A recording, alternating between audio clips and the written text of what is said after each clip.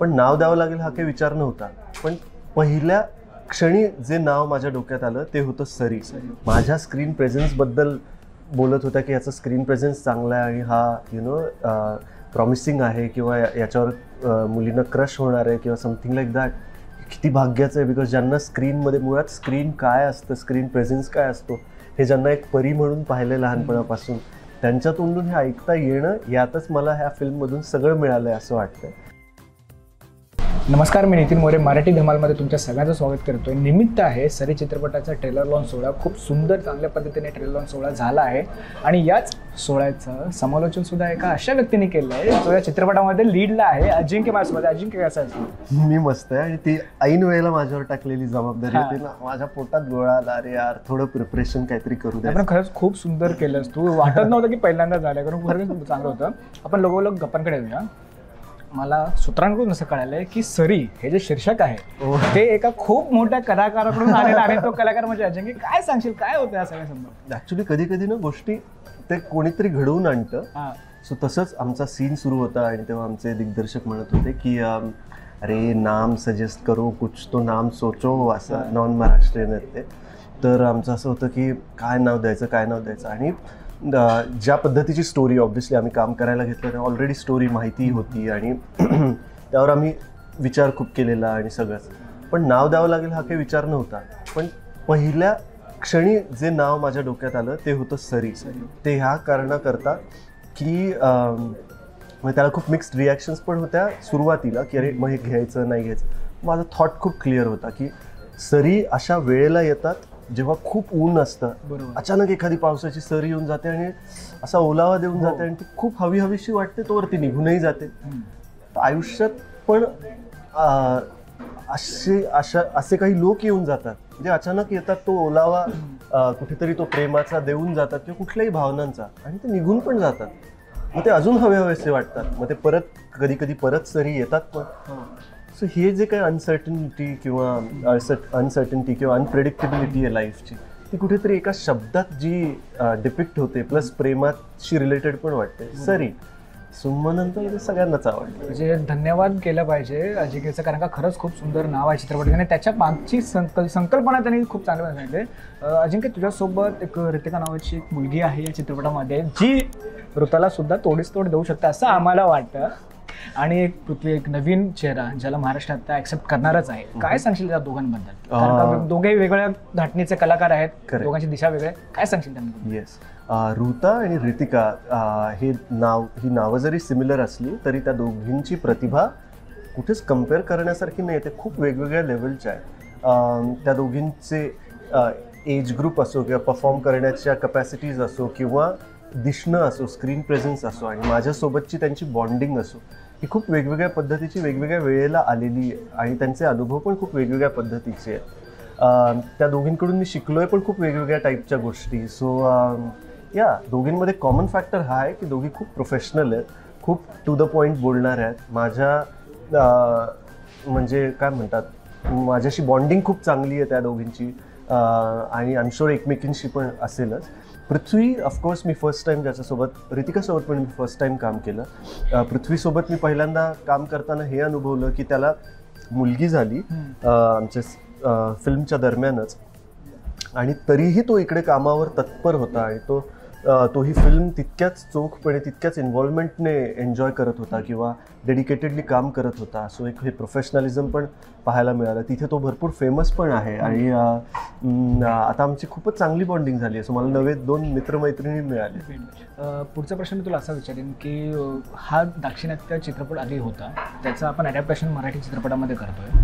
काय वेगळं आहे आणि तू या गोष्टीकडे कसं बघतोस की एक प्रेक्षक म्हणून सुद्धा आणि एक कलाकार म्हणून सुद्धा, जेव्हा एखादा चित्रपट मराठीमध्ये डब केला जातो त्याचं मराठीमध्ये नवीन रूप त्याला मिळतं, या गोष्टीकडे कसं बघतोस तू? येस, सो हा सिनेमा मला असं वाटतं की सेम मेकर्स जेव्हा त्यांची कथा त्यांच्या भाषेत मांडून झाल्यावर वेगळ्या भाषांमध्ये मांडायची आहे हा विचार घेऊन आपल्या भाषेची किंवा आपल्या इंडस्ट्रीची निवड करतात आणि आपल्या इंडस्ट्रीचं पोटेन्शियल लक्षात घेऊन ते काम करू पाहतात. जिथे ते म्हणाले की त्यांच्याकडे इतर भाषांमध्ये करण्याची पण संधी किंवा विचार असताना त्यांना ह्या गोष्टीची खात्री होती की मराठी ही एक कॉन्टेंट ड्रिव्हन इंडस्ट्री आहे, आपल्या सिनेमाचा कॉन्टेंट खूप चांगला आहे अशी त्यांना त्यांच्या स्टोरीबद्दल खात्री होती. आणि आपल्या मराठी इंडस्ट्रीमधला व्यक्ती असल्यामुळे मला ह्याचा अभिमान वाटला की त्यांना आपलं पोटेन्शियल माहिती होतं, एक इंडस्ट्री म्हणून प्रेक्षकांना काय गोष्टी आवडतात ह्याबद्दलचं पण.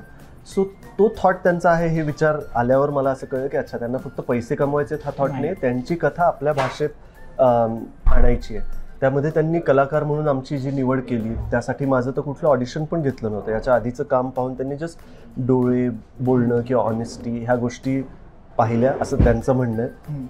ती माझ्यात कितपत आहे प्रश्नच आहे, बट ठीक आहे. पण ते त्यांना आवडलं आणि ते करता आलं. हा एक खूप वेगळा अनुभव होता. आपल्या जरा कुठेतरी शाखा रुंदावल्याचा मला फील आला हे करताना, की ज्यांना भाषा आपली माहिती नाही पण आपल्या भाषेत जे काम करू पाहतायत असे दिग्दर्शक, ते जेव्हा एक एक सीन सांगत होते, एक एक डायलॉग सांगत होते, तेव्हा ते अर्धवट भाषेमध्ये बोललं गेलेलं, त्यातल्या त्यात कमी बोलणारी व्यक्ती, अशा पद्धतीने ते एक्सप्लेन करत होते. तेव्हा रितिका मी असं एकमेकांकडे बघायचो की अरे फिर करना है या नाही करना है.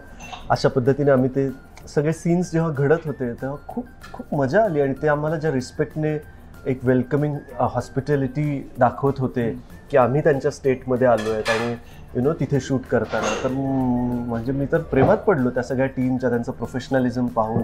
ऑन टाईम येणं, ऑन टाईम सीन्स सुरू होणं, एक शिवी नाही सेटवर कधी ऐकली गेली, विच इज सो ब्युटिफुल. मला खूप छान आवडलं त्यांचं काम करण्याची पद्धत. या चित्रपटामध्ये एक सोनपरी सुद्धा आहे, जिला तू जसं आधी बोलला सुद्धा की जिला आत्ता जरी बघितलं तरी त्या आधी जशा होत्या तशाच दिसतात आहेत.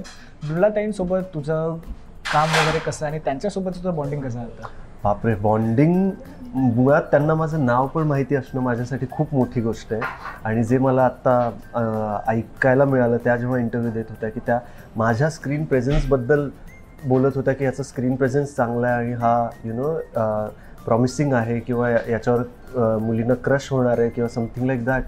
किती भाग्याचं आहे, बिकॉज ज्यांना स्क्रीनमध्ये मुळात स्क्रीन काय असतं, स्क्रीन प्रेझेन्स काय असतो हे ज्यांना एक परी म्हणून पाहिलं लहानपणापासून, त्यांच्या तोंडून हे ऐकता येणं यातच मला ह्या फिल्ममधून सगळं मिळालं आहे असं वाटतं. तर त्यांच्यासोबतचा अनुभव ऑफकोर्स हा होता की आपलं दिसणं, आपलं असणं, आपलं काम हे आपल्यावर किती एक प्रकारे जबाबदारी आहे. लोकांचं प्रेम जपणं, तशा पद्धतीने ते काम करू शकणं, आत्ताही तितक्याच ताजेपणाने ते काम करू शकणं, हा फ्रेशनेस, हे सगळं मला जवळून पाहता आलं आणि हा एक खूप छान अनुभव होता माझ्यासाठी. अजिंक्य, जरा चित्रपटाच्या विरुद्ध प्रश्न करतो, त्याच्यापेक्षा थोडा वेगळा. विठू माऊली या मालिकेमधून तू प्रेक्षकांच्या बोलण्यापेक्षा तो संपूर्ण महाराष्ट्राच्या घराघरापर्यंत पोहोचलास. आज सुद्धा तू जिथे जातोस तिकडे विठू माऊलीसारखी माणसं तुला भेटतात. इव्हन काही तू आता बोलल्याप्रमाणे तुझ्या पायाला सुद्धा हात लावतात. काय आहे त्या डोक्यामध्ये, कशी असतात तिथे अजूनपर्यंत त्याच ह्याच्यामध्ये वावरताना कसं वाटतं? सी, माझा जन्म आहे एकादशीचा. माझ्या हातावर डाव्या भुजेवर तुळशीचं पानाच्या आकाराची जन्मखून आहे, कृष्ण तुळशीच्या काळ्या कलरची, म्हणजे एक्झॅक्ट तुळशीचं डेट आणि त्या पद्धतीचं. सो लहानपणापासून मी मराठवाड्यात लहानाचा मोठा झालो आहे. सो विठू माऊली आपला आराध्य दैवत आहे. माझी पहिली भूमिका कुठलंच बॅकग्राऊंड नसताना मला विठ्ठलांची मिळाली. हे सगळे खूप वेगळे योगायोग माझ्यासोबत घडतच आले. तर माझ्यावर कुठली तरी कृपा आहेच डेफिनेटली, जे मला खूप ग्राउंडेड पण ठेवतं. ह्याची जाणीव की ते मी नाही करत आहे, कोणीतरी करून घेत. विठू माऊलीमुळे माझे ते कॅरेक्टर घराघरात पोचलं, पण मला फेस व्हॅल्यू अशी नव्हती की लोकांना कळायचं नाही तो मीच आहे. जे माझ्यासाठी फायद्याचं ठरलं या कारणासाठी की अशा आध्यात्मिक भूमिका केलेल्या व्यक्तींना इतर भूमिकांमध्ये लोक ऍक्सेप्ट नाही करत. असं याच्या आधी पण झालं. मला म्हणायचं नितीश भारद्वाजींसारखा स्क्रीन प्रेझेन्स वाटतोय विठ्ठल म्हणून, कृष्ण म्हणून. कारण का विठू माऊली नंतर दुसरा झी मराठी, हा, कारण का ती पूर्णपणे वेगळी, त्याच्यामध्ये तुझा असा थोडा ग्रे शेड बोलण्यापेक्षा बिलकुल एक पूर्णपणे वेगळा होता. जो एक कलाकार म्हणून ते प्रूव्ह करता येण्यासाठी आधी तशी संधी मिळायला हवी. ऍक्च्युली झी मराठीचे मंदार देवस्थळी सरांचे, आमच्या प्रोड्युसर्सचे आभार की त्यांना हे करावंसं वाटलं. नशिबाने मी असा खूप वेगळा दिसलो. लॉकडाऊनमध्ये मी स्वतःवर खूप काम केलं, दाढी वाढवली, कुठेतरी डान्स वगैरे वेगवेगळे शिकले. डिफरंट स्ट्रोक स्टुडिओ म्हणून एक डान्स इन्स्टिट्यूट आहे, तिथे मी वेगवेगळ्या टाईपचे डान्स शिकत होतो की माझी बॉडी लँग्वेज वेगळी व्हावी, वेगळा दिसावा. आणि लोकांना वाटलं की हा एक नवा कोणीतरी आलाय मनोरंजन झाल्याच्या वेळेस.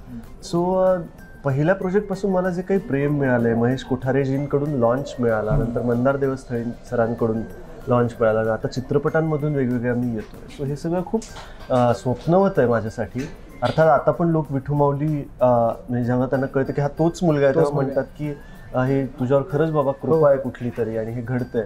आणि परभणीसारख्या ठिकाणावरून येऊन हे सगळं ह्या सिटीमध्ये होऊ शकणं बरोबर, याच्यासाठी खूपच भाग्य लागतं. सो गोष्टी घडत आहेत. सरते शेवटी जातो त्या शेवटचा प्रश्न, काय सांगशील प्रेक्षकांना, का सरी वेगळा आहे त्याच्या आधीच्या मूळ कथेपेक्षा आणि त्यांना काय बघायला मिळेल यामधून? मला असं वाटतं आपल्या भाषेमध्ये एखादी कथा पाहू शकणं ही एक पर्वणी आहे. त्यानंतर सेम रेसिपी सोबत पण वेगवेगळ्या व्यक्तींनी जर का ती बनवली किंवा वेगवेगळ्या पद्धतीने ती जर बनली गेली तर सेम चव नाही लागत, वेगळ्या पद्धतीची चव लागते. सो आपल्या जमिनीतली चव तुम्हाला पाहायला मिळेल होपफुली आपल्या भाषेमधून. प्रेम ही संकल्पना कुठल्या एका भाषेसाठी किंवा कुठल्या एका ठिकाणासाठी निगडीत नाही असू शकत. ती एक युनिव्हर्सल फिलिंग आहे, वैश्विक जाणीव आहे. सो तशीच ही स्टोरी आहे जी रिलेट होईल सगळ्या यंगस्टर्सना, सगळ्या फॅमिली मेंबर्सना. फॅमिलीसोबत जाऊन पाहू शकू असा कौटुंबिक सिनेमा हा आम्ही तुमच्यापर्यंत घेऊन येतोय. फ्रेश पेअर करून त्यांच्यावर इतके पैसे इन्व्हेस्ट करून त्यांच्यावर एक चित्रीकरण केलं गेलं आहे.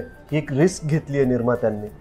ती रिस्क अजून लोकांनी घेतली पाहिजे आणि नवे नवे चेहरे पाहता यावे, नव्या नव्या पद्धतीचे परफॉर्मन्सेस पाहता यावे.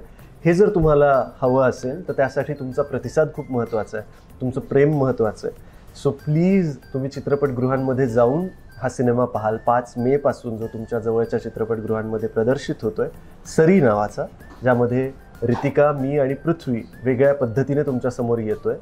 सो ही स्टोरी तुम्हाला कशी वाटली हे तुम्ही नक्की आमच्यापर्यंत वेगवेगळ्या माध्यमातून कळवा. धन्यवाद.